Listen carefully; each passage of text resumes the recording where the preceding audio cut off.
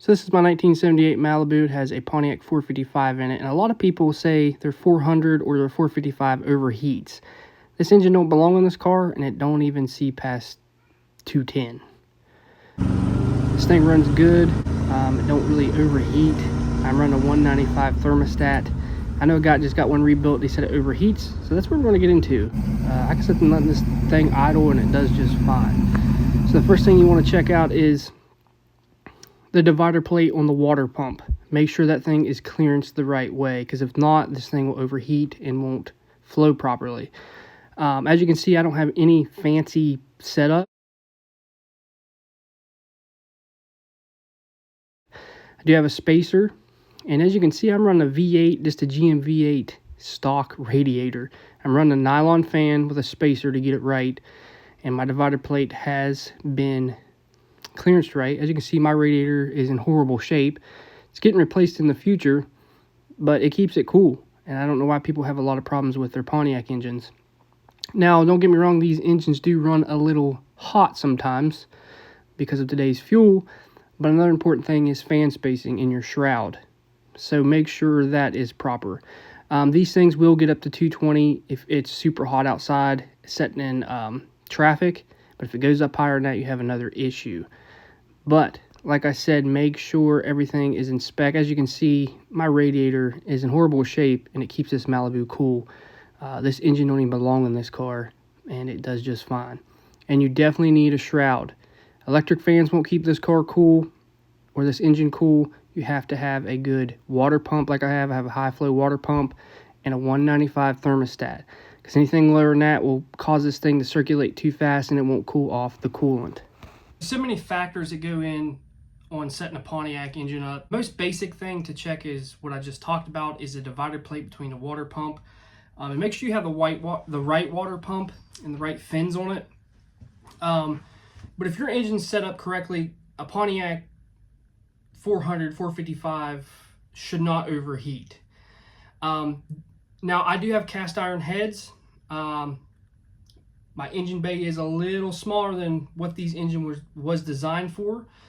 And sometimes it will creep up to it in traffic. Does it boil over? Absolutely not. Does it come back down quick? Yes. I don't have a clutch fan. I have a nylon mechanical fan. It just spins with the engine. And that thing pulls a lot of air.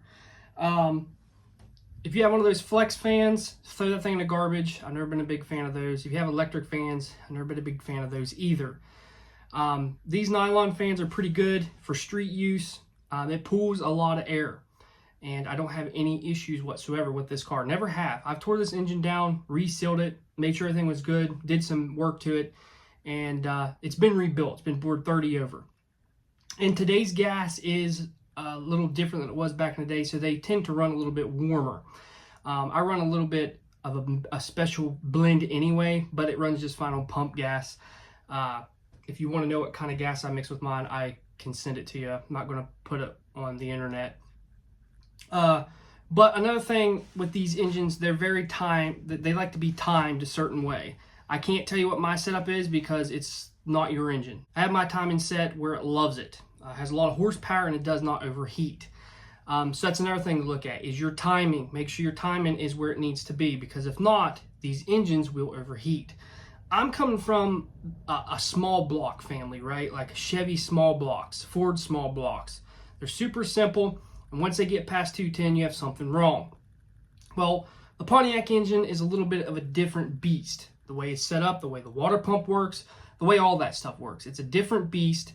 So you have to make sure everything is correct. Everything has to work with each other. The water pump divider plate, a good water pump, and you can see the radiator I'm running. It's a GM V8 radiator, just a stock GM radiator that's pretty bad shape, and my car stays cool.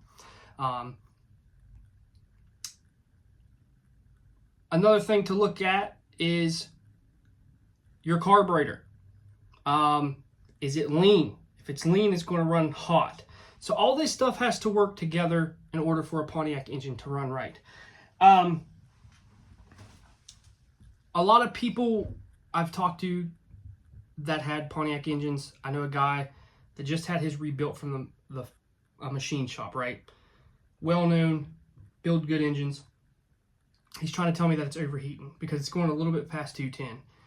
Got electric fans on it. If it goes a little bit past 210, you are fine. A lot of people freak out, especially if you have cast iron heads. If it goes past, just a little bit past 210, you're fine. It's not going to boil over and stuff like that. Now, some vehicles do boil over because there's another underlying issue. But sitting in traffic when there's not a whole lot of movement going on and it's 98 degrees outside, it's going to creep up a little bit. But as long as it comes back down, you're fine, right?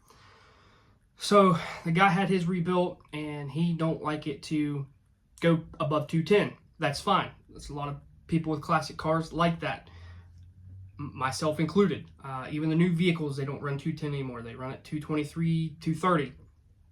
So in this particular setup, I made sure the water pump divider plate was at spec and spaced right. I put a high flow water pump on there. I put a nylon fan on there. And I made sure my carburetor was jetted right, and I made sure my timing was right. Now, this is the most important thing that I see a lot, is the timing.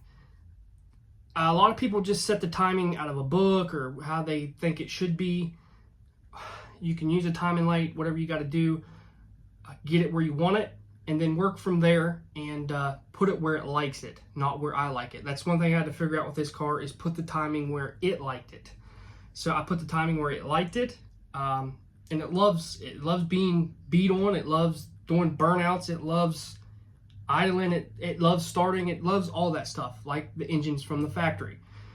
It just works right. So you need to make sure everything is in spec before you say Pontiac engines are junk or throw yours out. They are a little bit finicky to work with. If I can figure it out, you can figure it out also. Like I said, make sure you have a good water pump with the right fins on it. Check the divider plate. That is most important. And the little sleeves that go back into the timing cover for your water pump, make sure those are good and make sure they're meeting the surface on the plate right, because that could cause an issue also. I'm not even running a heater core. I got mine blocked off. A lot of people say don't do that. Stays cool. A lot of people online will tell you to run a heater hose around the heads and stuff, keep it cooler. You're just circulating more heat and stuff like that.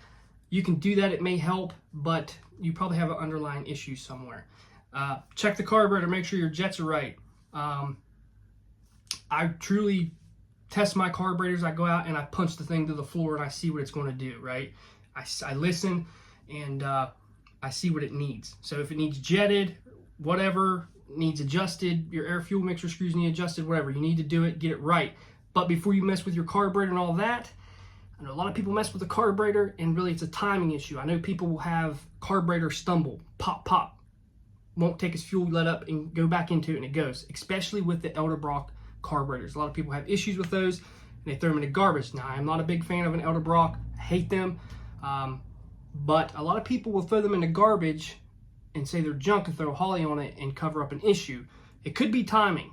I know a lot of people, small blocks, the Pontiac will do it too. If the timing's not right, it will stumble, it will pop, it will hesitate. Get your timing right, check your carburetor, make sure it's jetted right, and then go from there. So you've seen my setup. It's nothing fancy.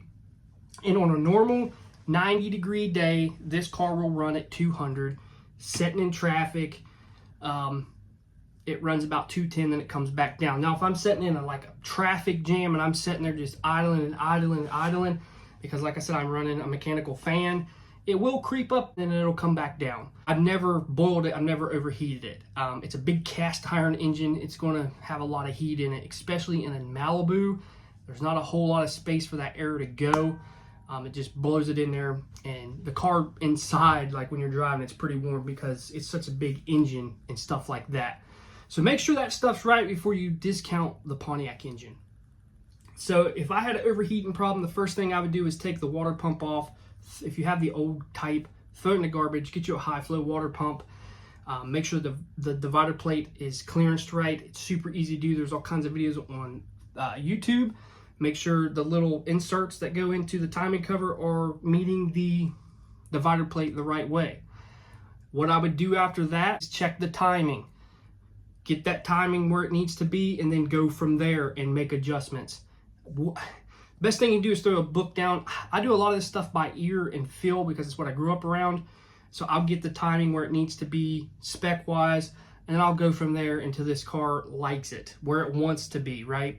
Because one size doesn't fit all. Your Pontiac may be different from mine. So I got mine where it loves it, doesn't overheat. And then after you get your timing set, check your carburetor, make adjustments, make sure it's not running lean, and stuff like that. And then move on to the fan. Make sure you have a good fan. Like I said, I don't like the flex fans. A lot of people have good success with electric, but I don't really like electric fans because if they fail, it leaves you setting. So I run that nylon fan that pulls a ton of air. You can hear it just sucking through that radiator. And another thing is check your radiator. You've seen how bad mine looks. And it might not creep up like heavy traffic if I would get another radiator, because that radiator is just a stock V8 GM radiator. Imagine the corrosion on the inside. So make sure you keep that stuff in mind. That's the stuff you need to check. And I guarantee if you get all this stuff in order, your Pontiac engine will run the coolest that it ever was run. And it will run off pump gas just fine. Because a lot of people's like, oh, it's the gas nowadays. It's this, it's that. It's just, you can't run old vehicles in modern day world. It's just never going to work. Some Pontiac engines, the light didn't kick on to like 245, the overheat light, because a lot of old Pontiac cars didn't have gauges. So they are allowed to get a little warm just because of the nature of them. But you can keep them cool, and it's super easy to do that. And like I said, check out, I don't know what you have and what condition your stuff is. Go back on my channel. You'll see that we just pulled this thing out of a field, a swamp, like 3 months ago. And now we're driving on the road and it does just fine. So I hope this cleared up some things about the Pontiac engine. Hope it helps you out, because there's not a whole lot of videos that explain a lot of stuff. They just tell you, hey, check this. You need this fan. This will solve it. Drill tap holes in your head, blah, blah, blah. Try this. It's cheap, and it should keep your Pontiac cool.